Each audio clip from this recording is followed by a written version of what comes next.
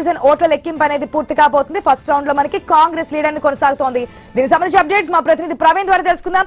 Praveen, first round result కనిపిస్తోంది postal ballot లో. At the same time మనకి ఫస్ట్ రౌండ్ లో కూడా కాంగ్రెస్ ముందంజలో ఉన్నట్టుగా తెలుస్తోంది. డీటెయిల్స్ ఏంటి? ఎస్, అయితే పోస్టల్ బ్యాలెట్ రిజల్ట్ వచ్చేసింది. మొత్తం కూడా పోస్టల్ బ్యాలెట్ లో ముందు ఈ దానికి సంబంధించినటువంటి ఇప్పుడే ఆ మొత్తం ఈవీఎం లో షేక్పేట్ డివిజన్ కు సంబంధించినటువంటి ఈవీఎం లు లెక్క పెడుతున్నారు.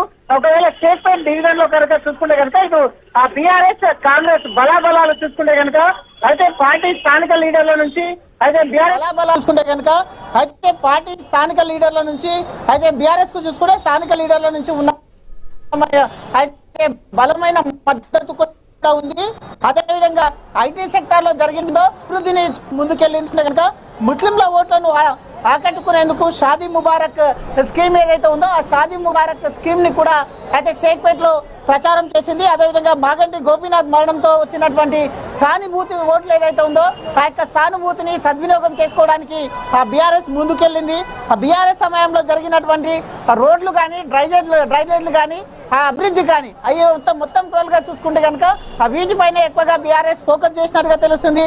అయితే కాంగ్రెస్ ఉన్నటువంటి ఏదైతే బాకీ కార్డు ఉందో ఈ యొక్క 6 గ్యారెంటీలు కానీ ప్రభుత్వం యొక్క వైఫల్యాలు కానీ ఈ మెయిన్ గా చూపిస్తూ అయితే బాకీ కార్డు అయితే మొత్తం కూడా ఆ విధంగా ప్రచారం కొనసాగించింది. కాబట్టి ఈ యొక్క షేక్పేట్ లో మొత్తం చూసుకుంటే కనుక ఆ బీఆర్ఎస్ కు అనువైన ఫలితాలు వస్తాయంటూ కూడా చెప్తుంది. అదేవిధంగా కాంగ్రెస్ కు చూసుకుంటే కనుక అయితే కాంగ్రెస్ అధికారంలో ఉండటం వలన అయితే కలిసి వచ్చే అంశంగా కూడా అయితే భావిస్తున్నారు. అదేవిధంగా కాంగ్రెస్ గెలిస్తే బస్తీలో అభివృద్ధి జరుగుతుంది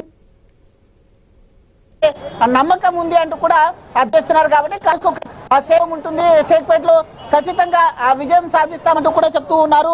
అదేవిధంగా అయితే నవయువ నిర్మాణం చేపట్టిన కార్యక్రమాలు అదేవిధంగా ఎంఐఎం సపోర్ట్ చేస్తుంది. కాబట్టి అక్కడ షేక్పేట్ లో మొత్తం కూడా అయితే ఇరు పార్టీలు ఇటు బీఆర్ఎస్ కానీ ఇటు అయితే కాంగ్రెస్ కానీ ఇరు పార్టీలు ధీమా వ్యక్తం చేస్తున్నాయి. అక్కడ షేక్పేట్ లో బీజేపీ 3వ స్థానంలో ఉండే అవకాశం ఉంది. ఓవరాల్ గా చూసుకుంటే కనుక షేక్పేట్ లో అత్యధికంగా ఆ బీఆర్ఎస్ కు అనుకూలంగా ఉండేటట్టు కనిపిస్తుంది అంటూ కూడా చెప్తూ ఉన్నారు. ఏది ఏమైనా కానీ పోస్టల్ బ్యాలెట్ లో మాత్రం ముందడుగులో ఉన్నటువంటి ఆ కాంగ్రెస్ ఇప్పుడు షేక్పేట్ అయితే 2 రౌండ్లు కొనసాగుతుంది. 2 రౌండ్లలో మొదటి రౌండ్ 2 రౌండ్లు పూర్తయ్యేటానికి షేక్పేట్ టోటల్ గా బీఆర్ఎస్ కు అనుకూలంగా ఉంటుంది అంటూ కూడా చెప్తున్నారు. అయితే 1 నెల మొత్తం గా కూడా మొదటి రౌండ్ ఫలితాల్లో కాంగ్రెస్ లీడ్ ఉన్నట్టు తెలుస్తోంది కదా. కాంగ్రెస్ లీడ్ గా ఉన్నా అయితే ఇప్పటికే మొత్తం కూడా షేక్పేట్ రిజల్ట్ వస్తుంది. అయితే 2 రౌండ్లు షేక్పేట్ ఉంటుంది. కాబట్టి మొదటి రౌండ్ 2వ రౌండ్ కంప్లీట్ అయ్యేట వరకు ఖచ్చితంగా గతంలో చూసుకుంటే కనుక ఈ యొక్క షేక్పేట్ లో 2018 ఎలక్షన్లు చూసుకుంటే కనుక 2018లో అటు బీఆర్ఎస్ కు అదైతే మొత్తం పట్టం కట్టినటువంటి సిచ్యువేషన్స్ మనం చూసాం. ఆ తర్వాత 2020 ఏదైతే ఈ యొక్క మున్సిపల్ అయితే జిహెచ్ఎంసీ ఎలక్షన్ లో ఆ యొక్క కాంగ్రెస్ కు మొత్తం కూడా ఓట్ బ్యాంక్ మళ్ళినట్టుగా తెలుస్తుంది.